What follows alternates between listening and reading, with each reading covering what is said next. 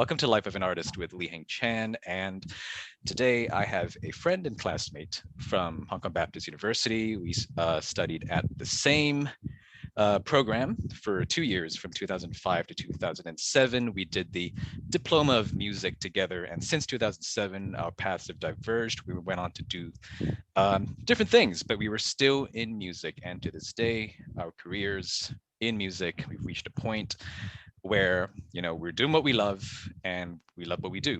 And today's guest has gone on to do amazing things in music. So he has a Master of Music from NYU.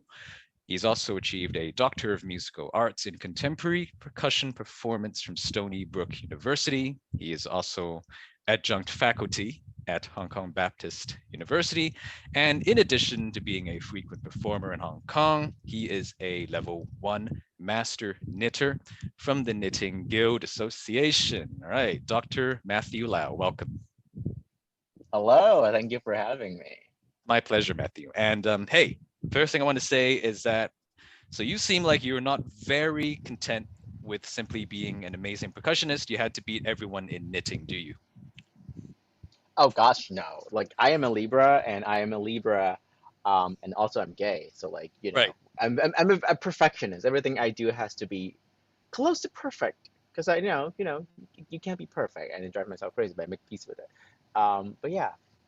It's always a journey for perfection, isn't it? Perfection is is the goal. And do you find that knitting really brings out that side of you of wanting to be, perfect?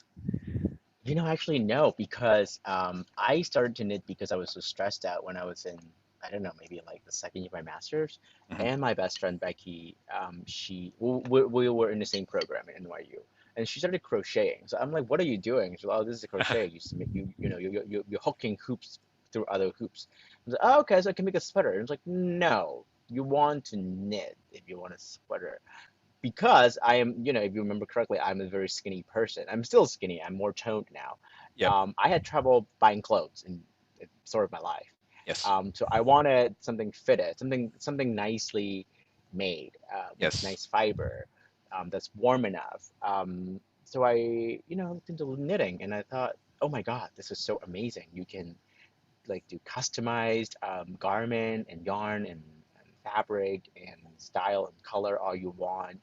And the more I looked into it, and I was fascinated by just like how uniform every single stitch could be if you keep proper tension with your hands and stuff. So that was just like a rabbit hole for me. Right. And I mean, I make stuff that I'm not happy with, but like you're in a crossroad where like, oh, you're like maybe 2 inches from where you made the mistake, so you need to live with it. I can't. Sorry.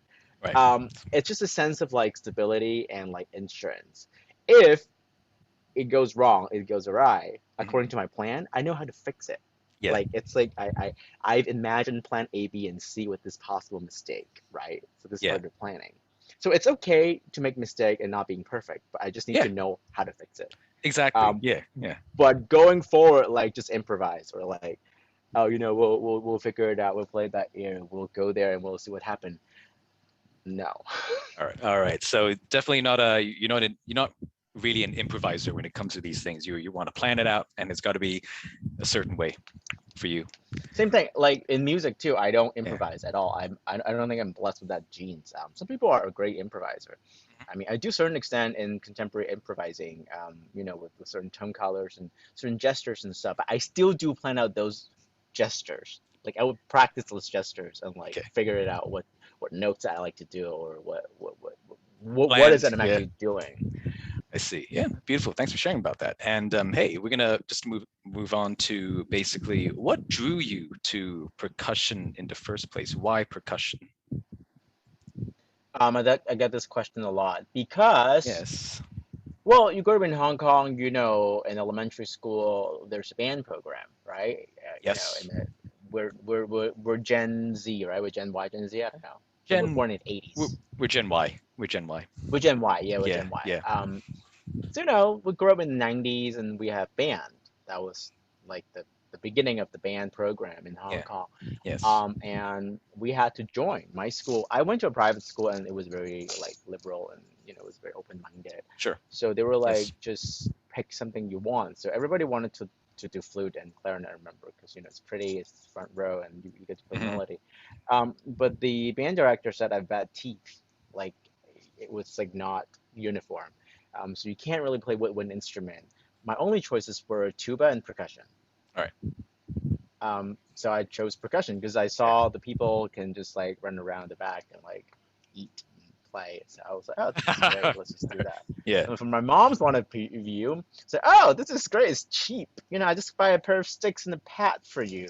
Plot twist, bitch. This is like It I mean, I went have a way whole more than studio that. of, oh God, yeah, it's abysmal of purchasing instruments. So I see. Man, I actually didn't know that about you. And so, what was your first percussion instrument?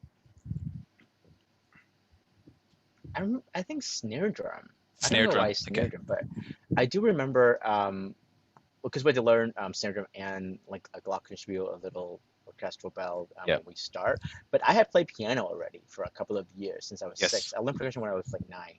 Mhm. So playing keyboard instrument wasn't a piece of cake for me, to be honest. It was just like, this is what are you playing? This is easy. So I think I was placed to play snare drum in the band a lot. I don't know why, but I just remember playing snare drum a lot. And then later on in school, I would be the mallet player because everybody else didn't want to learn the mallet part because they had a problem reading notes, right? Right. So I was like stuck with the mallet part all the time. Hmm. And that sort of, you know, that journey has led you to, so it wasn't, would you say it wasn't an immediate connection with percussion? It was more like it was gradual. I think it was gradual. I think my love for percussion hadn't really sunken in until maybe like 10th grade ish, ninth Uh-huh. grade, Yeah. 10th grade. Like Yeah. that was when I wanted to study percussion in college. Like I know early on that I wanted to study music and I wanted to do percussion, Yeah. not piano. Not piano. Yeah. And piano, which is also a percussion instrument, I guess that's what really sort of, really set you on the path as well. So what is, let's move on to basically what your current projects are. I noticed you have the Upstrike project, in addition to your solo Yes. work. Yeah. Would you like to talk a little bit about the Upstrike project and its origins and how, you know, what's the philosophy behind it? I'm drinking an Upstrike branded cocktail from our cocktail pairing concert. Oh, no We way. talked about, You guys are yeah, we sponsors, eh? had, Look at that. well, I'll talk about this. We had a cocktail pairing concert. Hold on, let me see if I can get two of these, Yeah, two yeah. cocktails. Where is the other cocktail? This is the soda version. I'm not drinking that early. This is some strong ass cocktail. So we have created two cocktails. I Yeah. mean, Oh, wow. listeners can't really see it, but these are two bespoke cocktails for two concert we sold out 2 weeks ago Oh, awesome. here in Hong Kong. Yeah, I'll talk about it later. Jeez. So Jesus. Upstrike was founded, I think, in 2018, Yes. December 18. 18. Me and my Right. buddy Karen, who also we moved back to Hong Kong sort of in the same time, fall of 17. I had finished my studies in the States, and she had studied in Canada in McGill University in Montreal. Um, so we were childhood friends, like in Hong Kong. So I've known her for basically all her life. Yes. So we wanted to start a percussion group because we see, or we are still noticing there is a gap of percussion, not just group, but culture here. It's gotten a lot better over the last 5 years or so, but Yeah. still, there isn't a high quality percussion group focusing on contemporary music in Hong Kong. People here play a lot of shitty music, let's just face it. They play a lot of transcription and just a lot of nice little gig music, which is not my focus. Right. We should be playing. There's so many great contemporary composers who are still living. We should be paying tribute to. We're playing the music. Mhm. So we formed a group in 18. After a year, we came back and you know we sort of we're trying to like get into contemporary music in Hong Kong because it's still very, I don't want to say new, but the audience is still like trying to get it. They're Yeah. trying to develop a literacy, so to speak, for contemporary music. So that's what we're doing. We're trying to rethink concert going style and what performance could be. So, for example, our latest, well, I have a gig tonight with them again. Great. It's an Yes. installation. Installation immersive experience with the Japanese American composer Ken Ueno. But in the same festival, so 2 weeks ago, we had a cocktail pairing concert. This was the biggest project for this year. It was postponed because of COVID. But the idea is you drink the certain booze Yep. because Okay. this was originally a beer pairing concert 2 years ago.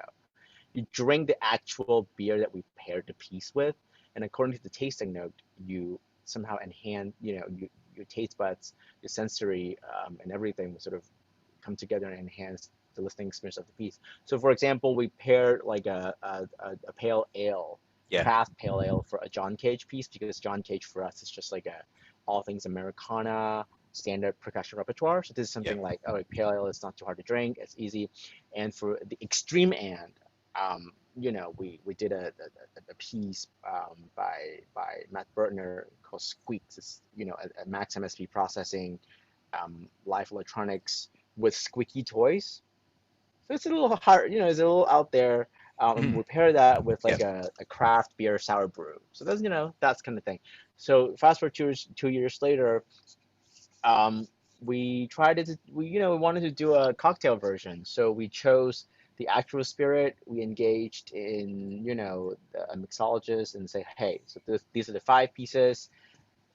Y array of pieces. We wanted to create 2 cocktails featuring Fernet Branca because I love Fernet Branca, Yep. and this is our baby because we can't drink it in the hall because of Mhm. COVID. So then we Yeah. have canned it so people can drink it at home. Nice. Look, Yeah. I guess that brings new meaning to, music and alcohol at events. Yes. Yes. Look, yeah, that's, yeah, I could see this spawning a whole new movement, when we talk about just really, because, you go to gigs and then, you get a beverage, alcoholic beverage, and you just vibe with friends. And that's basically how it goes. But I can honestly see so much potential for this Because the movement. thing is, like, sometimes you go to a concert, right? Yeah. Okay, it could work in both ways. You go to contemporary music concert, you don't know the piece necessarily, and you No. don't Yeah. remember like a melody, or you don't know what you're listening to. But sometimes, because I travel a lot, I used to travel a lot before COVID, I remember Yep. certain tastes and I remember certain sight and stuff associated with a place. So this cocktail was actually associated with a neighborhood called Palermo in Buenos Aires in Argentina. It's a Yes. hipster neighborhood, and that was just like, okay, when I hear this piece, I can almost like try to like imagine that space in that country, and I can smell Mm. what I'm smelling in that space. So Yep. you can hate the cocktail, you can also hate the piece you're listening to. That's fine, art is Mm. subjective. But Yep. we hope that with the enhancing experience of the particular cocktail, you might not hate the piece so much. You might start to like it because certain notes in this cocktail can enhance certain thing what you're listening to. So this is what we're trying True. to do. This is, True. we're trying to enhance the experience of going to concerts. That is I see that as the power of association, really. When you associate certain things with this, whether it's desirable or not. And obviously what you want to do with this is that, you want it to be a desirable sort of effect, kind of correlation between music and alcohol. Is that what you're getting at? Not just alcohol. Like Yeah. there is a whole idea of fine dining as well, Yes. but Yeah. that could quickly turn into background music because people ask us a lot. Oh, this Yes. is just like in the club, like you just drink. I'm like, no, you are actually listening to the music while you drink. Yeah. That goes hand in hand. It's not vibing with your friend with a drink. Mm. The music takes, center stage as well. That's, Yeah. yeah, exactly. Awesome. Right. So there's, obviously part of what I want to do with this podcast series is also really what you've done, what you've talked about so far. Obviously, very useful for artists who are really looking to really make a name for themselves in the industry. And then for you, you have done international gigs, you've done master classes, and you know, um, I was kind of bummed. I was pretty bummed that, I missed out on your masterclass when you were in Perth, I think 2017, 18-ish. 17. Yeah, UWA, because I did my I did my education, my diploma of education at UWA, and music was my minor, and English as a second language was my major. And I did some classes there, and then for us to just kind of almost see each other again, I was kind of bummed. But man, what were some concrete steps you've taken to build your audience, your branding and recognition to get to that kind of level? Concrete step, social media.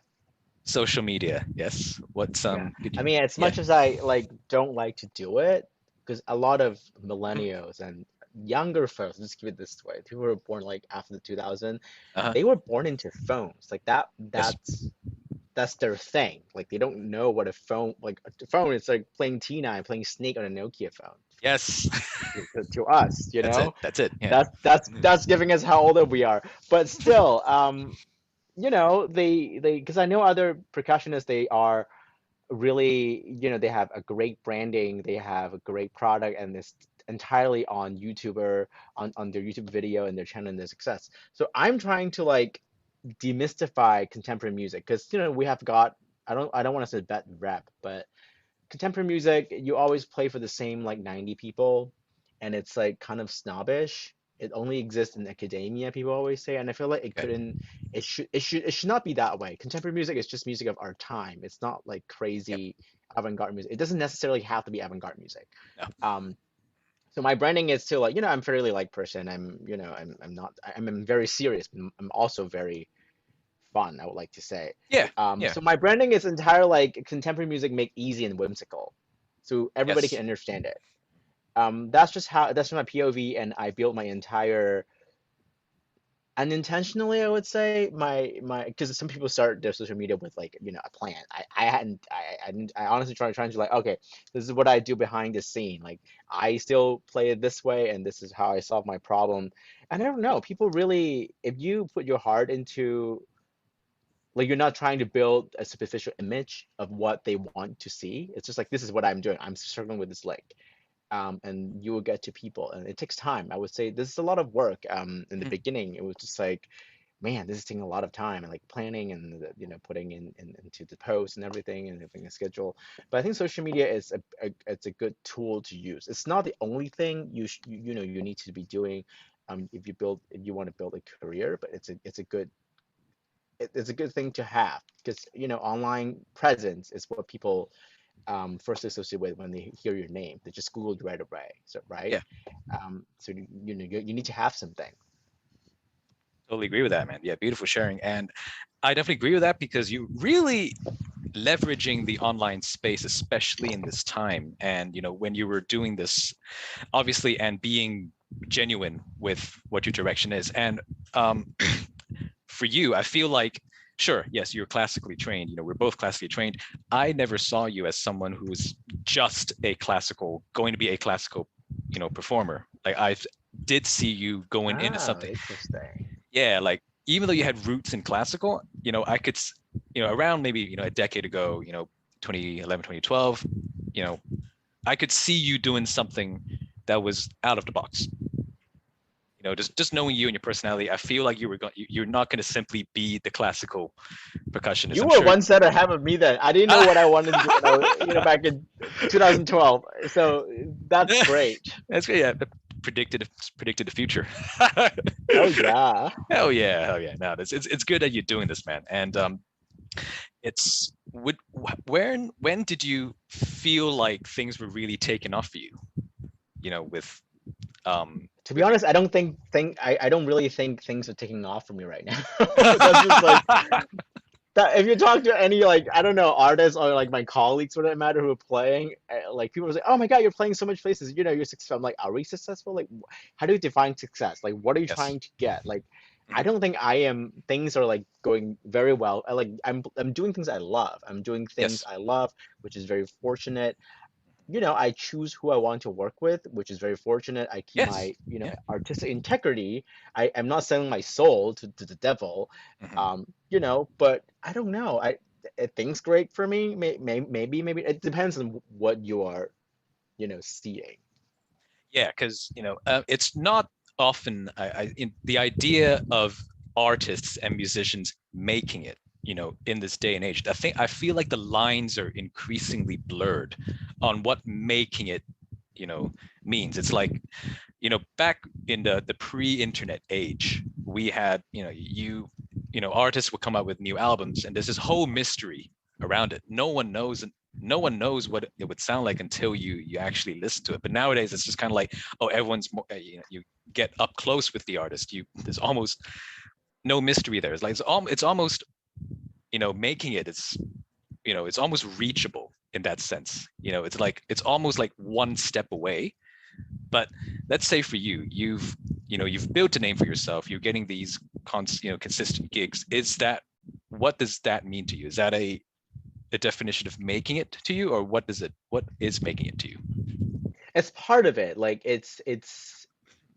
I'm getting recognition, which is peer reviewed, which is very great. Like Yeah. of course I'm making shit happen on my own as well. Like, but a lot of the things it has to be come from peers. It has to be come from, when I'm writing for grants, I'm very fortunate that I got grants from the Yeah. government, Yes. but and they're peer reviewed, and it's very competitive, and that's a good way of seeing us making it because they think I'm onto something, and it's the same thing. Like, Yes. I'm getting booked on these gigs, and I'm playing all these tours, and it's like, yeah, oh my God, yeah, they are listening to what I'm saying, and I didn't really had thought about that, to be honest, because Hmm. when we were students, we Yeah. had internet, but it wasn't as mature, right? So with kids right now, they have a little computer on their hand basically, and they can Hmm. just Google Yeah. everything. Yeah. And I can reach to a lot more people that I could not back in my days. Like, so So different making now. Yeah. it can be very broad. Yeah. I'm hitting certain small goals that I'm doing, Yeah. but I don't know what's making it. We can't compare like a classical violinist, right, to us because they would have an agent ready to be signing with them with Sony or BMG after Tchaikovsky competition. Yes. But we're not in that discipline, and it's different for us, especially percussionists. Right. And I mean new music, so I don't know what's making it. I'm just gonna keep playing. I'm just gonna keep making things happen. There are amazing percussionists in their 40s and their 50s, professors in universities in the Yep. US, Mhm. that they ask the same question. That we suffer a great deal from like imposter syndrome. Like no matter where you are Yes. in your life, you will still Yes. always think like, oh my God, like am I this like you know Do I is what deserve I'm this? Is putting this, yeah, out am I? convincible? Yeah, Yeah. like Yeah. it's just like voices in our head. It is. Yeah. Voice in your head. Yeah. I definitely get it, man. And hey, it's talk a little bit about your signature mallets. I see you've, Ooh, yeah. Could you like to do I have show some for you? show the viewers? Yeah. My shit is everywhere. I don't know. Ah, let's take a look. I have some. Okay, this is good. I have some outlets here. Is this your personal studio? Yeah, it's me. It's basically Karen. Well, it's Upstrikes, Upstrike Studio. Okay. All right. right? But it's mainly my instrument, and we do have a marimba that's like shared. That's the Upstrike instrument, but most of my other marimba, the vibraphone, we all chipped in. Right. Right on. Right on. So this is like your HQ, that where you're at This right now. is yeah, this is our HQ. Yeah. Awesome. Yeah. So Awesome. these are my Very cool. mallets. All right. Signature mallets. Let's take a look. So what was Yeah. the philosophy behind Let that? me Let's see that. Let's see that. Matthew Lau. Hell yeah. Elite mallets. All right. philosophy. Yeah. So I mean, this is a long story, but I try to make it short. The philosophy behind making my own mallets by this company, um, we at that point I was signed already to another mallet company, a drumstick company. They also make mallet, Big Yeah. Fur Mhm. from the U.S. And I've sponsors from mallet keyboard company by a drum company and keyboard and mallets. But I had reached to a point that because I play contemporary music and a lot of the stuff that I'm looking at are not created equal by normal sticks, right? So Yep. I'm looking at tone colors, I'm looking at timbres, I'm looking at all of these timbral shift that a normal mallet cannot do. And sound is such a big personal thing to any artist, really. And my concept of sound have developed so much in the last 2 3 years that I couldn't find vibraphone mallets, to be honest, Hmm. that I'm happy with, because a lot vibraphone being a traditionally jazz instrument, Uh-huh. they're shorter. The mallets are shorter. They're for jazz guys, and they're being amplified, so you don't need a lot of weight. You can Yeah. just the playing technique's different, but it's not what I'm playing. Mhm. So fast forward to 2018-ish. So Yeah. this company in Spain, whom I've heard of, a very very famous company, 20 something, 30 years. I was playing a piece by a Spanish composer, and he's fairly famous, and the percussionist was written to. It's also like a big figure in Spain. So I was emailing him about the mallet choices and like what I could do with the piece and everything. Said, oh, this guy actually made this mallet for me 15, 20 years ago. They don't sell them anymore because they were just sort of prototype. You want to talk to him. So I talked to that guy, a wonderful man named Iñaki Sebastian, the owner of Elite Mallet. Actually, his whole brand is Iñaki Sebastian Mallet, and then it turned into Iñaki Sebastian Mallet Elite Mallet. There's like two different Hmm. umbrella brands. Yeah. Um, when I was in high school, I used to use his mallet, and I'm like, oh, holy shit, this is the person I'm talking to, like connecting the dots. Yeah. Um, so he was like, would you like to release your own line of mallets? I'm like, what, me? Why? Because when I'm talking, when you think about Spanish mallet, it's like my teacher's teacher's names. I Hmm. still use them. Like one of the mallets I'm using is my teacher signature mallet. Like just how it's just my. I'm like, but I'm just someone who's just looking for. Well, why me? He was like, well, I see something in you and your potential. Um, Yeah. so I'm like, okay, great. So let's try to find something. Yep. Let's try to work together. And he made some great mallets for me. And the only requirement aside from the sound is I want it to be hot pink, because hot pink's my jam. I'm wearing pink socks right now. Oh yeah. Represent. Yeah, everything's Alrighty. pink. Gotta keep up the pink. So Got to this keep is up the what I pink. had. Yes. It's a pair. It's a couple of models of vibraphone and mermaid mallets that allows player to change tone color Mhm. immediately. Oh, Because tone allows. color and Okay. Hmm. dynamic level, they're two different things, right? A lot of people associate it with louder dynamics and fortissimo, and then you immediately go to like a sharper attack, but you can still keep like a mushy attack and Hmm. fortissimo and vice versa, right? Yes. So this can do, you know, pretty good job, I would say. Pretty good job. All right. Awesome. Yeah. What would you say that what can people expect, when they use your mallets?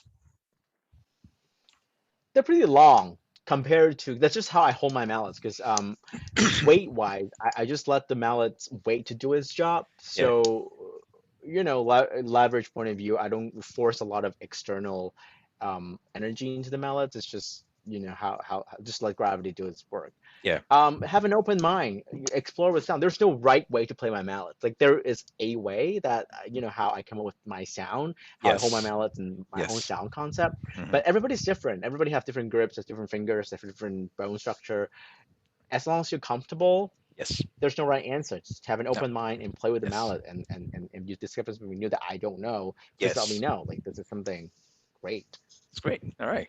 Beautiful. Thanks for sharing. And what is the story behind you always wearing black or black and pink? Is there a story, Um, particular story behind that, or? Always black. It's always black. Yeah, Always that's black. that's what I've been noticing. Yeah. What's Yeah, there's I have. I mean, today I have a gig, so I actually button up. yeah, But I have still black. about 30, Yeah. 30 of Yeah. those V-neck T-shirt. Same All V-neck black. T-shirt I have. Yeah, all black. Yeah. Yeah. I don't know. I mean, I spent like everybody else in high school and actually in college. I don't even remember. Yeah. Um, I was still experimenting with what would look good on me. I Yeah. think up to like my master's, I would say I would still stick to dark colors like navy, charcoal, burgundy and stuff. But I had to develop this because I am not OCD, but I like to have some sort of consistency. Yes. If you run into someone on the street and that you don't look your best, it may drive me crazy, right? Uh-huh. But Yeah. what if you can wear the same thing every day? That would be sleek and you will look absolutely great, like 90 out of 100, right? So I found Yes. this V-neck thing to be working very well, and I'm skinny, so I like to wear anything tight. Right. Give it to me. I want tight skinny jeans and Tight tight skinny shirt jeans, and the cap. show off my biceps and I sometimes Exactly. I have big hair too. When I Yep. have my big gigs, I have my big coif. But I wanted some sort of consistency, and every day it's the same. And when you record, this is a good tip. Yeah. When I record on video, I can record on like 4 days, like 10 takes or whatever. And Yeah. when you edit it together, it will look like one take because you look the same. There you go. There you go. Tips Pink from. because I just like pink. It's something that I like when I was little. Yeah. I hadn't really, I would say, embraced it until very recently, maybe Yeah. like 5 years. Like I would get pink things here and there, Yeah. but like hot pink is just so loud and it's so over the top. I love it. It's got that So like, personality to it. It's just out there, isn't it? You yeah, feel like, yeah, it's just kind of like me. So I'm just embracing it, and you gotta collect. You need to do it the right way. You can't it overdo it, can't over. otherwise it will look cheap.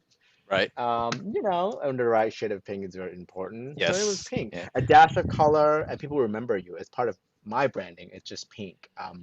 You see on social media, you see on even my thumb pick is pink. Even your what's that? Your It's a thumb it's pick. a it's it's a finger pick. Right on. And that's for what is that for? Actually, yeah, It's yeah, you for get it. this guy. It's for an auto harp. Right. All right. All right. For that auto harbor. Jeez. This That's is hard way to cool. find. This That's pink way pink cool. thing is hard to find. I know. It's way This is my new development. But cool. yeah, Nice. pink. Pink and black, definitely. Yeah. So I guess, what the lesson that we can get from you is that you always really look your best and really having black as part of your artistic persona and maybe even a personal Yeah. persona as well. Right. Do you wear any other colors now? Is it just all black? Or Gray doesn't count because gray does I again? mean every I mean even I have a gig, I'm Yeah. still wearing like gray acid wash jeans. Yep. I don't wear Yes. black pants anymore. I don't have dress pants. I mean I Mm. I'm also my own boss, and people who book me know what kind of person I am. Uh-huh. So they're not gonna be like, please wear a crisp dress pant. I'm like, I don't have this kind of gig. I would just wear my jeans and then Yeah. wear nice black shoes, and that's just my thing. Deal with it, right? You know, yeah, deal with it. Good one. You know what you're Abs- getting into when you book me, and people who, like I said, I choose who to work with, and they choose to work with me, so they know what they know, so it's exactly. fine. Yes, at the end of the day, it's not, you're being genuine about who you Yeah. are as an artist. And that is, that goes a long way, honestly, goes a long way towards the I think a lot of recognition. people, I don't want to suggest in Hong Kong, they're not thinking this way because, this is an expensive city to live in, and they It do is. gigs that they don't like to, and they become sort of unhappy. It's like, I know you need the money, but is it really worth it to have some sort of accumulated negativity bottled up over however many years? Yeah. And you're doing what you love. And why does it need to be a negative thing? Why are you Exactly. inviting this kind of negativity in your life? And just on the topic of Mm-hmm. negativity, I feel that this really transitions really well into the COVID pandemic, obviously, which has affected the world. Obviously, Hong Kong has been really, really, really affected by it. I got to say, we've been really fortunate here in Perth to not really be affected. And from what I personally feel is that, people are saying COVID has changed the world, right? And what some people don't really see is that the world's always changing. The world's different every day. We don't feel the same way every day. Something's happening every day. COVID has simply magnified that aspect that the world's constantly changing, and getting everyone to pause and really to just reflect on what's going on. So what we had obviously had to adjust and pivot to our direction and change things up. What were some changes you had to make during COVID? Honestly, compared to a lot of Western counterpart, like in the United States, Yes. a lot of my friends are still back in the US. I mean, my husband's American. And Right. I know a lot of people in Australia too, and you guys have been hit hard, right? Like lockdown is really locked down. You're Hmm. really locked down you're really being locked up in your house. Yes. We had not experienced any of that. We still commute like every day, Yes. like on the Hmm. train. I Yes. mean, it's mind-boggling to a lot of listeners. Like, how, wait, what? Really? In the height of the pandemic, you're still going out? Yeah, like that's just how we work here in Asia. Yes. Um, I think everyday life, we did not have a chance to really slow down. The only thing that was being slowed down is the concert hall being closed. We were forced to slow down our projects. We're still planning things, but we can't execute those projects. Yep. Um, so nothing big on my part that I had an epiphany moment or a pivotal moment in Yes. my thinking, my philosophy, but I did take the time to reflect on how adaptable I am. Like Yes. I'm pretty flexible. I'm a very flexible person, pun Yes. intended. I Um, was gonna say that. Yeah. Yeah. and my one of my grad school teacher always said you have to be dependable and you have to be flexible. That's just a wisdom of a 60-year-old New Yorker. Hmm. And I was like, well, I know COVID is going to be staying with us for a while because a lot of people don't think that. They still think that COVID is going to blow over and we can go back to our lives. It's In not. waves. It's Yeah. going to be with us. We need Hmm. to adapt. We need to adapt our lives Yes. with this thing that's going to cohabitat with us. Yes. So that I use some of my free time mainly in, I would say, fall-ish to spring, last fall to last spring, that is, to really Yes. evaluate my priorities and like how I can use my power to change people or to like spread any like positivity because I'm a very positive person. And I mean, I'm not super tech savvy, but I know what I'm doing with the computer. And one thing is just, like everybody else, I learned a lot about online concert and online promotion and everything, and take it up to the next level because I was already present on social media. And how do I even go further than that? Yes. Right. So a lot of that, a lot of learning how to do that, how to engage with my audience with the screen. That's very Yes. hard because Yes. a part of my playing is my lovely, bubbly persona that you just can't get enough of. That's it. Um, so it's hard to do that because I need to feed off of the audience energy. It's Yeah. it's a you know reciprocal thing. Yes. So that was hard, and I took a lot of my time to really think about what I wanted to do and what I wanted to play. Right. Um, and oh, I found yoga too. So that was That was when you. That was a when you. big change in my life. That That was is. actually like, yeah. That is a big change in your life. Yeah. Just noticing that you just really, just over the past few months, just seeing your progress. Yeah, it's amazing. It's really good. I think that actually, go back to that answer. My biggest change in the pandemic semi quote unquote lockdown is actually my yoga, how my yogic journey affected my playing. I play faster, more effortlessly, longer. I'm a very loud player already. All right. People play with you who know this. I'm Okay. even louder now with proper alignment and with proper alignment. Like Yeah. how Like. you stand up straighter with your tailbone tucked and your lower back relaxed and you just let your hand do your thing. I get even louder, and that's something that I've discovered now that we have concerts going on, and I've discovered more and more. I can practice longer, I can practice louder, I can play longer set of pieces. Would you That's like a safely? bonus. Damn. Damn. Would you safely say that you're a different player now as a result of the Oh pandemic? yes, Yes. All right. absolutely, yeah. That's it. I But think yoga. I would say learning pieces, it's a different process for me. Like I mean, every piece that I play, I put in a show, it's Yeah. carefully like crafted and curated. There's a Yeah. purpose of that piece. But now it's like I even looking deeper in how do I really get to my audience and how I'm learning and how I'm approaching music is different. Yes. A lot of them has to do with a lot of mental practice, a lot of score study. I mean, the older Yes. I get and the busier you get, you don't get Yes. to a lot of instrument practicing time. But Awesome. And what were some of the wins you got during the pandemic? As wait, before I go into that, what was your main source of income during the pandemic? Was it still teaching or was it was it something you had extra you had to do, or what was it? It was mainly teaching. Teaching, yes. It was mainly oh, I forgot about that teaching part. Because Baptist and the academy, I was teaching the APA. Yes. They, schools are a little squirmy, I would say. They will just, don't come back to school. It's Yeah. bad. Okay. Okay. Yeah. This was the beginning of the whole thing. They were trying to like figure out what to do.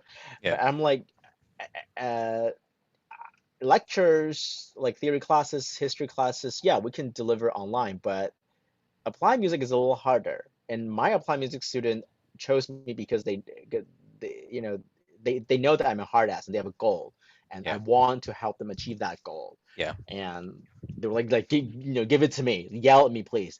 Yeah. And I'm like, I need to be with you in person to be yelling at you and to be looking at your hands. Yeah. Um, so I was still teaching. It was a little harder, but I actually took the time because I don't really teach kids. Okay. Yep. It's just my personal choice. I don't do the whole ABRSM thing. I Yep. just don't teach beginners. Mhm. With the pandemic, I have some free time on my hand, Yes. aside from working on pieces. I'm seeing a lot of, I would say, high school intermediate players having a lot of fundamental technical problems. And I was Yes. looking Yes. into All right. why, Yep. talking to my colleagues, and was like, well, because compared to when we were students, we had really good teachers, right? Like the Yes. super senior teachers. But Yes. now, Yeah. fast forward to 2020 or whatever, Yeah. there are also a shit ton of not as good teachers that teaches percussion, but they're not percussionists. Mhm. They're not telling them to relax. The fulcrum is not right, and Yeah. they're just doing the pieces for the exam. And a lot of them has like really messed up hands and stuff. They're Yep. not relaxed, and they have all this like pain. So I started again on social media. I started a little ad campaign, just like I'm doing like a limited time 3 months course on beginners level four mallet playing Yes. the right way. Yep. And that attracted a lot of people. A lot of people just like, yeah, I did the APRSM exam, and I wanted to really learn how to play the instrument, not the pieces, because they have grade eight, Yes. right? Yep. But they can actually play they can't play music. They can just play one piece, and the hands are all wrong. Yep. And that was sort of my main project. And I met some great younger students, and they Yes. were like, oh my God, this is how you play. I'm in concerts. Yeah. I think the halls here will be opened around March, Okay. February. So some of our Yes. project with grants and with organizers who were like, okay, we open now. You can resume. Yep. So that was good. That was good. Yeah. Look, thanks for sharing. And we could definitely see that, you've, broadened, you've expanded your online presence. And with that ad campaign that you ran for beginners to really, fix up, was it mallet positioning on hands? Yeah. Mallet, yeah. Yeah. It's more, yeah. So for me, I could definitely, what my wins were during the pandemic was that I've brought my teaching online. I've brought my coaching program online. So with what I do in regards to music production is helping clients really learn the art of mixing and mastering, about sound, it's about sound engineering. And plenty of bedroom artists out there have songs recorded, but they don't know how to get it out there. They don't know how to mix and master, and which is increasingly the Which is skills. extremely important. It's extremely That's important. Yeah. 50% of like your recording. It is, yeah. It's not. It's the music, but it's also how it sounds. It's also, and not all of us have access to world-class studios with paneling and all that. But how do you get that professional sound out of your bedroom? And so that was what I've been doing, and so brought all that online, and so been able to do that. And so it's, at the end of the day, there are people who say, "Oh no, it's online." It's there's a negative kind of view towards the online space, but after all, it's only a tool. It's how you really use that, leverage that space, and realizing that there's already an abundance of people to connect with online. And whether it's a pandemic or not, like, I see this as a way forward, into the future. Yeah. It is, yeah. And TikTok, all that stuff. I'm personally not into TikTok. I don't really follow it, but I can see, it's moving into an era where whether it's positive or not. We have a lot of automated, AI, and then but at the same time, opportunities for people, I feel are as abundant as ever, especially in this age, It's very especially. important. Like I'm seeing in job application because I as a job seeker myself for faculty position full time, Yeah. they also ask for certain skills that, how much of music tech skill do you have, and to what extent? What could you do? Do you have an online presence? If you do, please share with me. They Yes. do actually look at that. Like university look at that and like, oh, I'm seeing your online presence and I'm seeing your post on this. Can you Mhm. talk to me more about it? It's like a thing. Yeah. It's not something that's Yes. extra you do. And that's not something you build like overnight. It takes time and effort. And Yeah. I'm seeing more like openings and ads and stuff, and they ask for certain things, and That's it's like, oof. that's right. I mean, Yeah. I'm not qualified to do all of that stuff, but some of them, I'm like, yeah, I'm glad that I have this presence, and. Yeah, just consistency in your presence, engaging the people as well, really with the message that you have and with what you're doing with your work with the Upstrike project.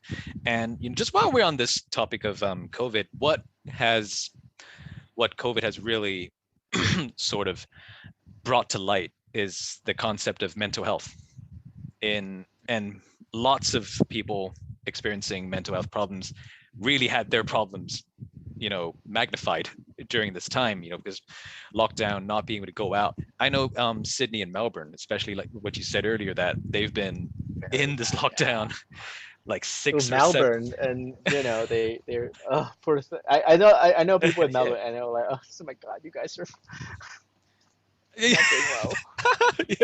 And I feel for those guys, and they finally reopening. Here in Perth, we've been quite fortunate to not have that lockdown. We've been out since June of last year.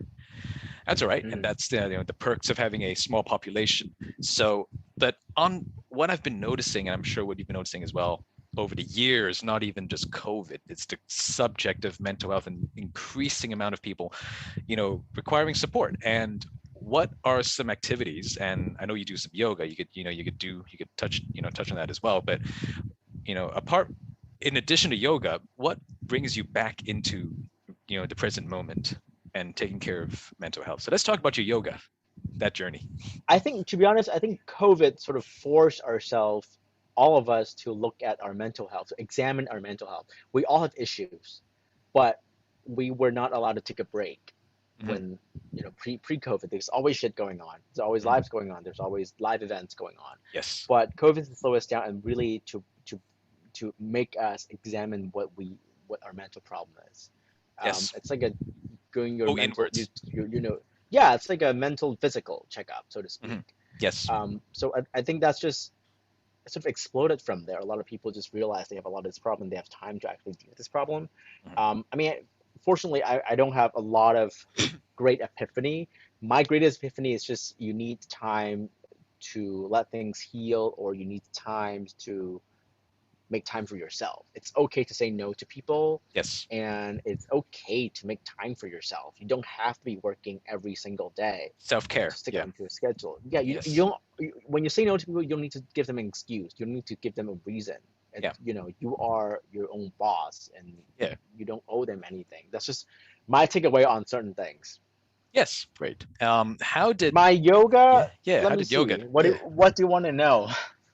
So that You're opening the Pandora box of boxes. So let's get Oh, into it. really? All right. Yeah. Let's you have how long have you been at this yoga officially? I started in 2020, January 15th. I remember that date Whoa. All particularly. right. Okay. That's Yeah. what a turning point for you. So that's probably coming up to about 2 years now.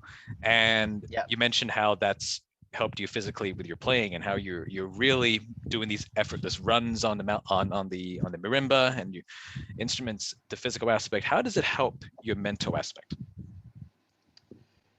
I am a very busy person in my head. I have constantly two voices. They're Olga and Karen. They're voices. I name them so I can tell them to shut up. You know what I mean? Like they don't work Yes. as a team. They just. Shut They're up, Jen. opposed. They're opposed.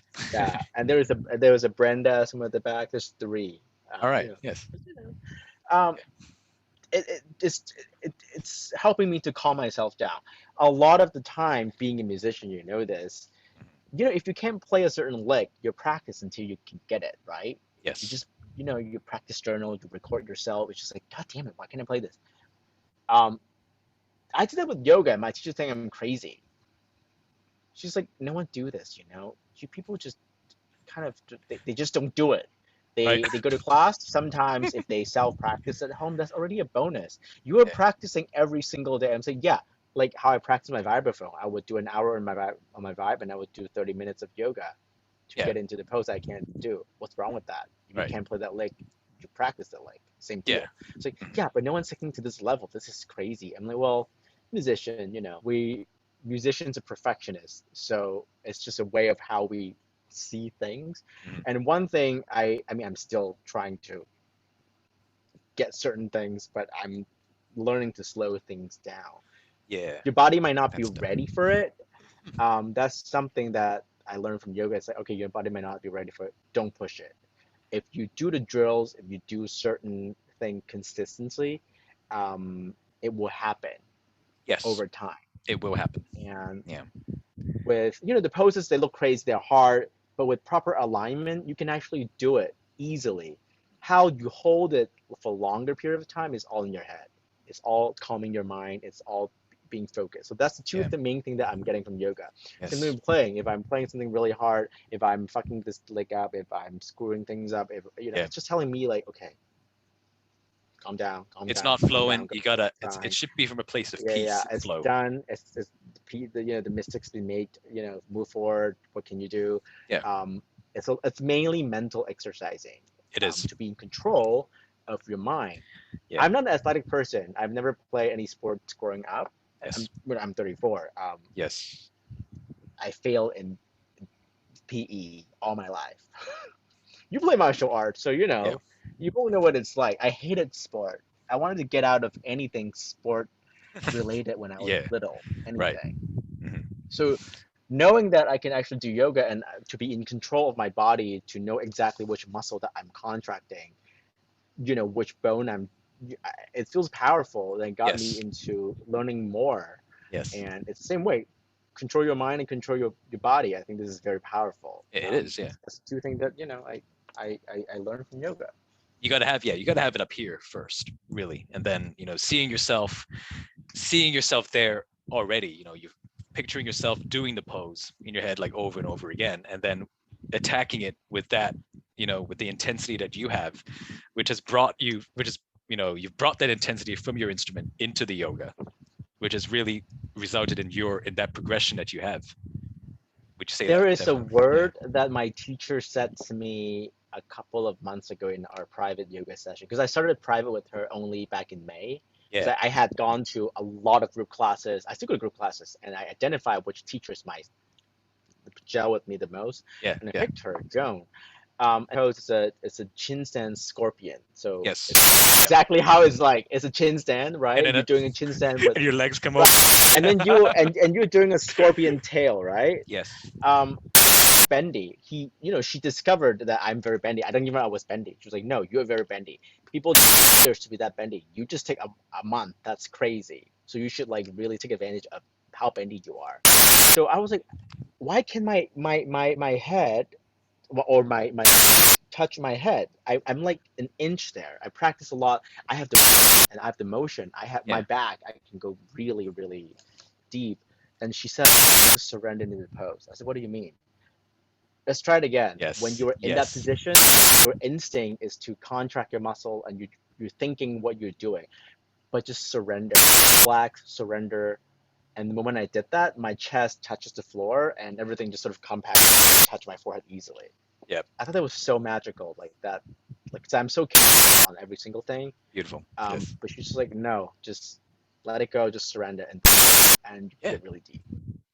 That's right. It's about it's a form of exercising, isn't it? You're just kind of like, okay, Yeah. I'm gonna stop fighting this.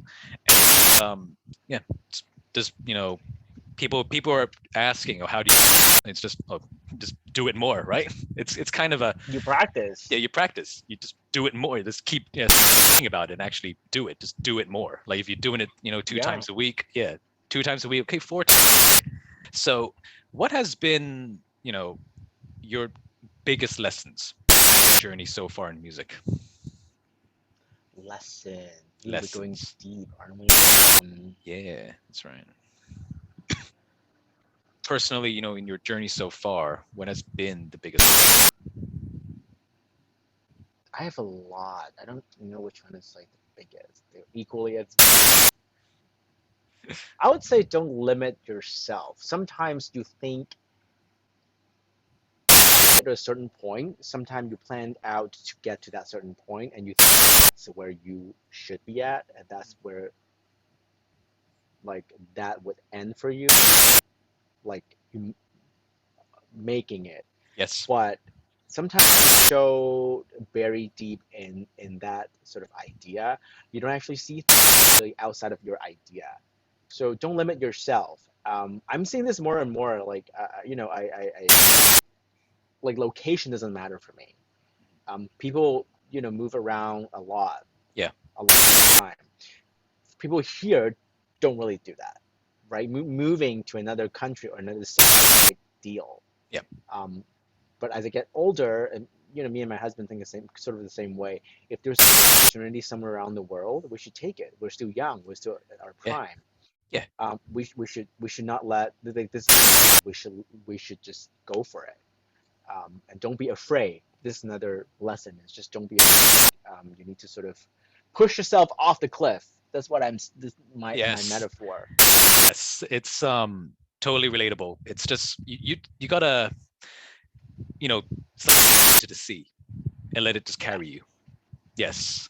Yeah. Beautiful. Yeah. What If you you, don't take risk, you don't really know what's gonna happen. A lot of yeah. people are really like, I would say like, oh, I don't want to do that. I don't want to piss them off. I don't want to.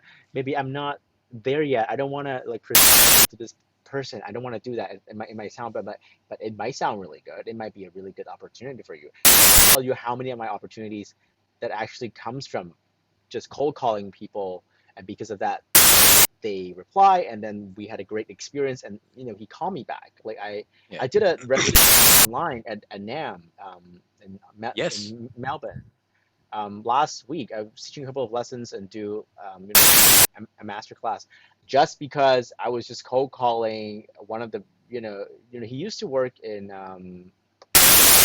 Melbourne Conservatorium, but he Yes. left his job, and then now he's the Yeah. head of percussion. And he reached out to me, and he was just like, "Oh, how are you doing in COVID? We would like to have you back." I'm like, "Oh, great!" Like, had I not done that in 2016 or 17 or so, I wouldn't have gotten all of these connections or experience. So no one's gonna present your opportunity to you, in a silver spoon, in a silver platter. Like, here, let's do it. This No. is for you. No one's gonna do that. You need to No. make it happen your own, and you need to like cultivate all of these relationships. Yes. Yes. Relatable. And thanks for sharing, because it's um a lot of people are just afraid to step, because of fear. And Yeah. what I see about fear is false evidence appearing real. It's just when you take that step out, actually it's just an illusion. It just fades, it just goes. It's actually, you've taken, okay, and you just simply flow with it.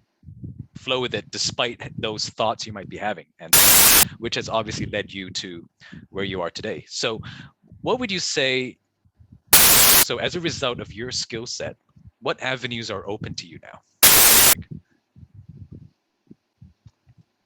In music. Yes. Um, Or really, both in music in general.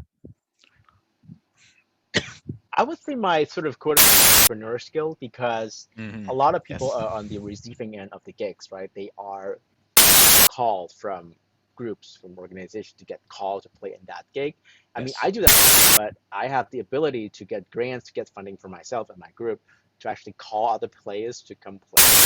And Yep. that's transferable skills that no matter where you are, you can use that to make things happen.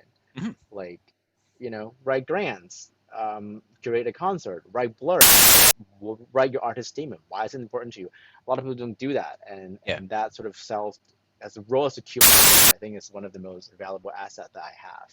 And Karen too, like we split our work in half. Like sometimes I have a great idea, but I don't know how to write it out. And Yeah. that's why she's there. I write it, she edits it, and vice versa. And then we have, the cocktail concert is our baby, so to speak. So we just, you know, we do things together. You find who you want to work with, and that sort of it's very liberating.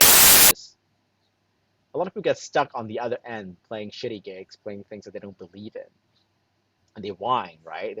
Oh, it's just a gig, it's not what I wanted to play. Then make something you wanted to play, make your happen. If you don't try, no, you're not gonna know if you even got a chance. Yeah, you just gotta go for it. Be honestly Proactive, the yes, proactive mindset, and anything you get that you're not happy with, honestly, is, well, to put it not so beautifully, is your fault. Yeah, And yeah, it is. it is. Yeah, it's not okay. This is you probably put in maybe this amount of effort. You get this, and you're not happy with it. Okay, well, where did you come from in the first place, right? Where did you come from in the first place? And so, Yeah. are you making it happen for yourself? Are you thinking big enough? Are you taking massive action, or are you just taking, letting fear overcome? I think most people only see the end of the journey.